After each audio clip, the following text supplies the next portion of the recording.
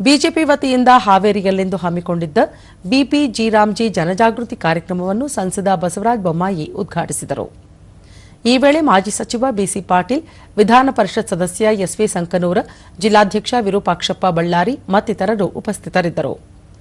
ಬಳಿಕ ಬಸವರಾಜ ಬೊಮ್ಮಾಯಿ, ಹಿಂದೆ ಯುಪಿಎ ಸರ್ಕಾರದಲ್ಲಿ ಜಾರಿಗೆ ತಂದಿದ್ದ ಮನ್ರೇಗಾ ಯೋಜನೆಯಲ್ಲಿ ಹಲವು ಲೋಪದೋಷಗಳಿದ್ದವು. ಹೀಗಾಗಿ ಪ್ರಧಾನಿ ನರೇಂದ್ರ ಮೋದಿ ಅವರು ಯೋಜನೆಯ ದೋಷಗಳನ್ನು ಸರಿಪಡಿಸಿ ವಿಬಿಜಿ ಎಂಬ ಹೆಸರಿನೊಂದಿಗೆ ಕಾಯ್ದೆಗೆ ಹೊಸ ರೂಪ ನೀಡಿದ್ದಾರೆ.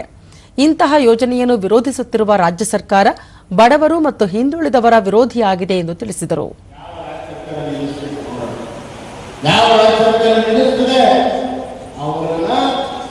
ಜಿಲ್ಲಾ ಪಂಚಾಯತ್, ತಾಲೂಕು ಪಂಚಾಯತ್, ಗ್ರಾಮ ಪಂಚಾಯತ್ ಚುನಾವಣೆಯಲ್ಲಿ ಮನೆ ಕೆಲಸ ಕಲಿಸುವಂತ ಕೆಲಸವನ್ನ ಈ ರಾಜ್ಯದ ಜನತೆ ಮಾಡ್ತಾರೆ ಸಂಪೂರ್ಣ ವಿಶ್ವಾಸ ಇದೆ.